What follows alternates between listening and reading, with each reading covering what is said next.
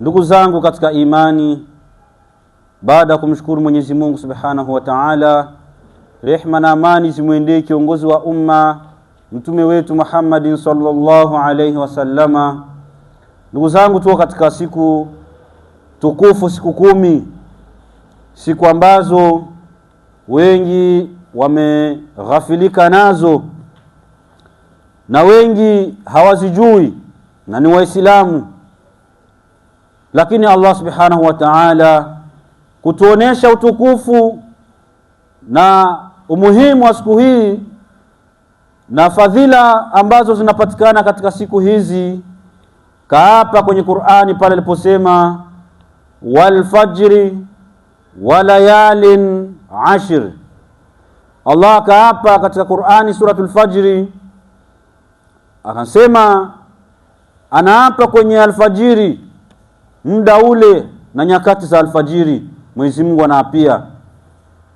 Kisha Allah akaapa tena walayalin ashr, akaapa katika masiku ama akaapia masiku ambayo ni masiku 10 yanapatikana katika mwezi huyu wa Dhulhijja, masiku ya mwanzo yale.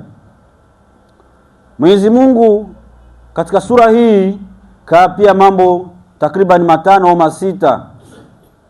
Kisha akasema hal fi dhalika qasamul lidhi hijri, je, katika viapo hivi ama katika mambo hayo haikuwa ni kiapo kwa wenye akili? Ndugu zangu katika imani, tuko kwenye masiku 10 haya. Huu ni muda, ni umri, ni wakati ambao unatupitia sisi kwenye umri wetu na ni kupungua katika umri wetu. Ndugu zangu katika imani, ikiwa haujaweza kwenda hija, basi fanya harakati na ibada katika mwezi huyu, kutoa sadaka, kuswaumu, kusoma Qur'ani sana, kufanya khairati mbalimbali katika siku 10 hizi ili upate kujichumia khairi nyingi sana.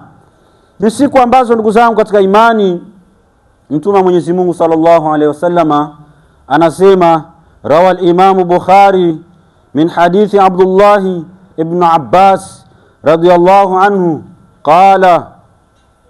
qala Rasulullah sallallahu alaihi wasallama ma min ayamin al-amalu as-salihu fihinna ahabu ila Allah min hadhihi al-ayyam al-ashr. Mtume Mwenyezi Mungu anasema hakuna katika amali yoyote ambayo inapendwa na Allah Subhanahu wa Ta'ala, ma min ayamin, hakuna masiku ambayo al-amalu salihu, matendo mema, fihinna ahabu ila Allah, kama matendo hayo yanapendwa na Allah Subhanahu wa Ta'ala, min hadhihi al-ayyam al-ashr, kama matendo ambayo yanafanywa katika masiku haya 10. Qalu ya Rasulullah wala al-jihadu fi sabilillah, hata ikikuwa maswahaba wakamuuliza mtume, maswahaba wakamuuliza mtume wa Mwenyezi Mungu, hata jihadi, kupigana jihadi katika njia ya Allah? Mtume akasema qala wala al-jihadu fi sabilillah, hata kuipigania dini ya Mwenyezi Mungu, ukienda vitani kule haujamfikiria mtu mwenye kutenda amali njema katika siku 10 hizi.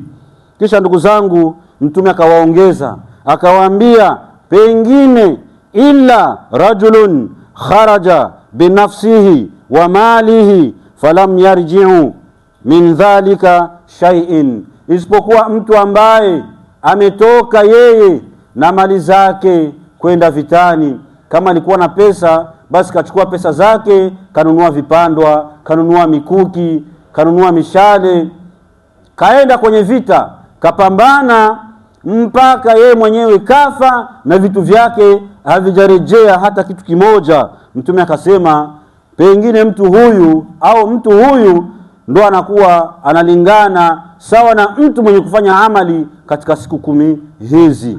Kwa hiyo ndugu zangu, tusizubai, tusipime hata kidogo kupumbaa. Huna uwezo wa kuchinja, basi fanya harakati katika siku 10 hizi. Soma Qur'ani kwa sana, toa sadaka, Sadaka sio mpaka utoe nyingi, hata randi 10, hata kumnunulia mtu kikombe cha chai cha randi 5, Mwenyezi Mungu anaona kwamba wewe umetoa, ndo unacho, hii inaweza kukuingiza peponi. Mwenyezi Mungu atazami kingi, anatazama ikhlas, nia ambayo umefanya matendo hayo kwayo, ndio Mwenyezi Mungu anakulipa sawa sawa na nia yako. Ndugu zangu katika imani, Allah Subhanahu wa Ta'ala kwenye suratul Baqara amesema al-hajj ashhurun ma'lumat, hakika hija ashhurun ma'lumat, hija ni miezi maalumu. Faman farada fihinna al-hajj, hakika yule ambaye amefaradhishiwa kwenda, na hapa ni wale wenye kuwa na uwezo wa mali, waliofaradhishiwa kwenda ni watu wenye kuwa na uwezo. Kwa hiyo wale ambao faradhi imesimama kwao ya kwenda haji, fala rafatha wala fusuqa wala jidala fil haji, hakika watu hao Mwenyezi Mungu anawaambia la rafatha, wasisemi maneno machafu.